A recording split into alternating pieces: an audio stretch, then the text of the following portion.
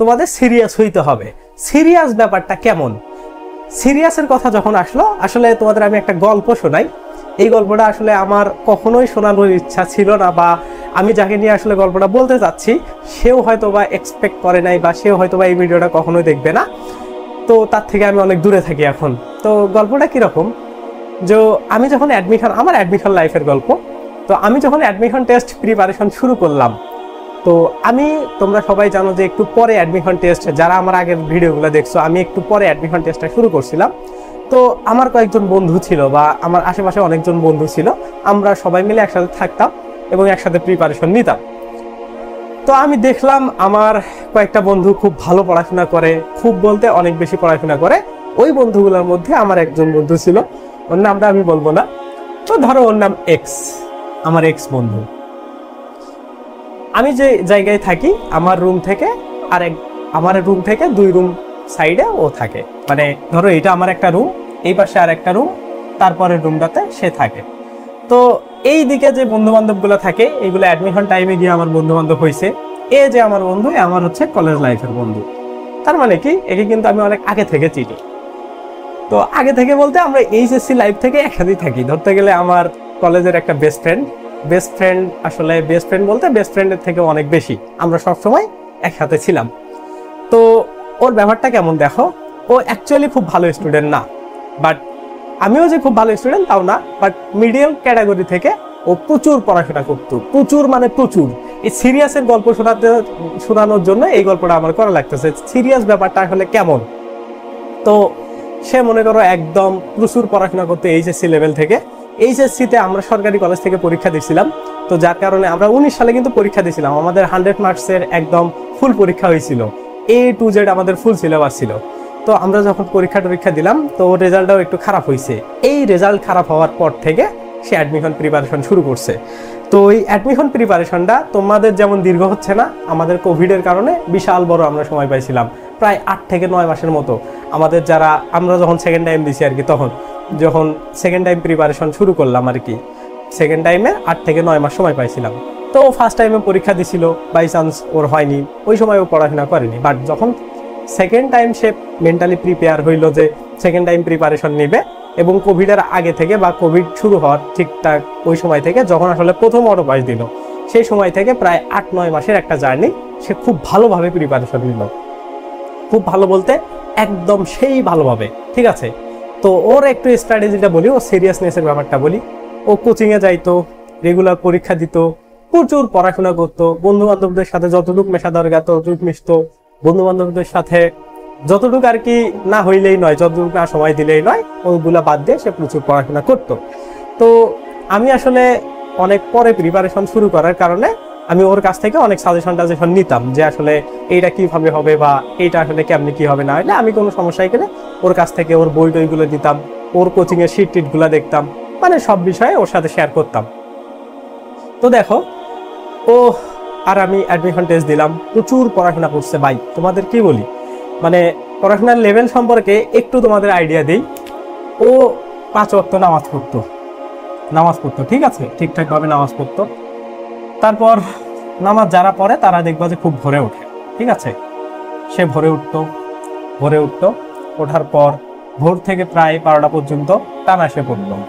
পড়ার পরে সে গোসল করার পর একটা খাওয়া দাওয়া, আমার রুমে এসে আমার সাথে রেগুলার খাবার খাইতো। তো একসাথে খাবার টাবার খাইতো, খাওয়ার পর তারপরে এই যে যাইতো রুমে, যাওয়ার পর তাকে আর দেখা যাইতো না। রাতে আবার একসাথে আমরা খাবার খাইতাম, হালকা পাতলা গল্প করতাম। তারপরে আমরা নর্মালি 10টা দিয়ে খাবার খাইতাম।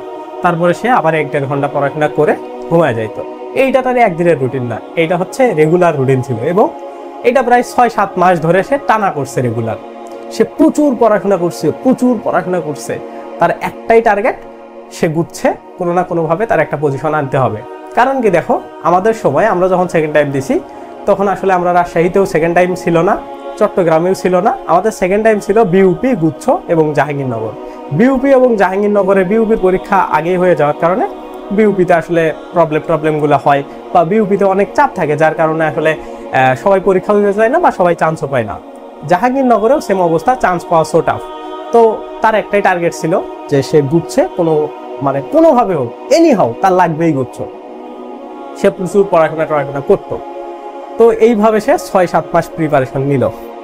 এখন লাস্ট মোমেন্টে গিয়ে সে গুচ্ছে পরীক্ষা দিবে। আসলে যখন আর কি পরীক্ষার সময়টা আসলো, আমি আমার পরীক্ষা দেওয়ার জন্য হাজীদান এসে চলে গেলাম।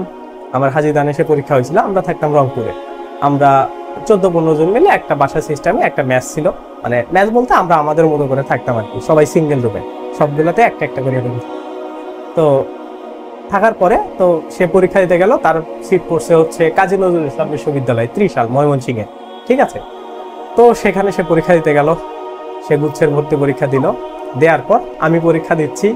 আমি আসলে যখন পরীক্ষা দিতে গেছি, আমার সত্যি কথা বলতে আমি ওর সাথে কখনো শেয়ার করি নাই, আমার ওর কথা বারবার মনে হচ্ছিল যে আমি চান্স পাবো কিনা জানি না, বাট ও যদি চান্স না পায় আমার খুব খারাপ লাগবে। কারণ ওর আমি দেখতাম ও প্রচুর হার্ডওয়ার্ক করছে, প্রচুর, মানে কি বলি তোমাদের, চরম লেভেলের।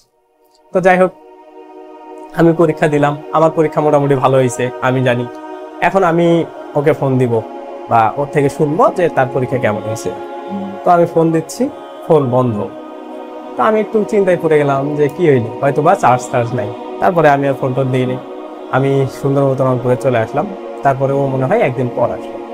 আসার পরে ও আসলে মানে ওকে আমি বললাম পরীক্ষা কেমন হয়েছে, ও জাস্ট একটা কথাই বললো যে সাইম আমার মনে হয় হবে না, পরীক্ষা তেমন ভালো হয় না। আমি বললাম যে কতগুলো এমসিকিউ হয়েছে একসাথে কারেক্ট করি বা একসাথে দেখি। তো তখন ফোকাসের আমরা হেডটা পাইছিলাম, মানে ফোকাস ওরা ওদের ফেসবুক পেজে দিছে। তো আমি আমারটা মেনাইলাম, ও দেখতেছে, আমি হিসাব করে দেখলাম আমার 73 পয়েন্ট সামথিং আসে, 73.50 এইরকম মার্ক আসে ফোকাসের অ্যান্সার শিট অনুসারে। লাস্ট পর্যন্ত আমি 69 পাইছিলাম। যাই হোক, তো ওকে বললাম যে তোমারগুলো কি হবে, ও বলতেছে আমাকে একটু দাও। ও আমার থেকে, আমি দাগাইলাম একটা প্রশ্ন, আমার প্রশ্নে সেটা নিয়ে দেখলো। দেখার পরে কি হইলো, সে আর কোনো কথা বললো না, সে ওর রুমে চলে গেলো কোনো কথা না বলে। আমি বুঝলাম যে ব্যাপারটা আসলে খুব খারাপ হয়েছে। তো তারপরে আসলে আলটিমেটলি ও চান্স হয় নাই। তো এই গল্পটা তোমাদের শোনানোর একটাই কারণ হচ্ছে যে সিরিয়াস ব্যাপারটা আসলে এত ইজি না, এবং অ্যাডমিশন টেস্টে চান্স পাওয়াটাও আসলে এতটা ইজি না, মানে যতটা ইজি ভাবা হয়। তোমরা একটা নর্মাল সেন্সে চিন্তা করো যে এতগুলা স্টুডেন্ট পরীক্ষা দেয়, এত হাজার হাজার স্টুডেন্ট পরীক্ষা দেয়, ওইগুলা থেকে জাস্ট তোমরা গুডই কয়জন, ধরো 80,000 স্টুডেন্ট যদি বি ইউনিটে পরীক্ষা দেয়, 8,000 স্টুডেন্ট ঠিকঠাক মন মতো চান্স পাবে। ঠিক আছে, তো এই হচ্ছে পুরো আসলে স্টোরি। এত বড় স্টোরি আসলে আমি কখনো গল্প তোমাদের বলি না, বাট এই যে তোমাদের সিরিয়াসনেসের ব্যাপারটা, বা একটা বিশাল সময়ে যেন তোমরা সিরিয়াস না হয়ে আসলে অ্যাডমিশন টেস্টটাকে ইজিভাবে না নাও, এই জন্যই আসলে এই গল্পটা বলা। ঠিক আছে, তো যাই হোক, আমার বন্ধু যাকে নিয়ে আসলে কথাটা বললাম, সে যদি এই ভিডিওটা দেখে থাকো, ডোন্ট মাইন্ড। আমি জানি সে কখনোই মাইন্ড করবে না, কারণ ওর সাথে এখনো আমার প্রায় রেগুলার কথাবার্তা হয়। আমি যখন রংপুরে যাই তার সাথে অবভিয়াসলি দেখা আমি করবই। আমার খুব ভালো বন্ধু, সারা জীবন থাকবে। Thank you. আসলে তাকে নিয়ে কি বলবো আর, সে এখন জব প্রিপারেশন দিচ্ছে। আমি এতটুকু গ্যারান্টি দিতে পারি যে সে সাকসেস হবে ইনশাল্লাহ। তোমরাও আমার বন্ধুর জন্য অবভিয়াসলি দোয়া করবা, আমিও তার জন্য অলওয়েজ দোয়া করি এবং তার কাছ থেকেও আমি অলওয়েজ দোয়া চাই। তো যাই হোক, সবাই সুস্থ থাকবা, ভালো থাকবা, আল্লাহ হাফেজ, টেক কেয়ার।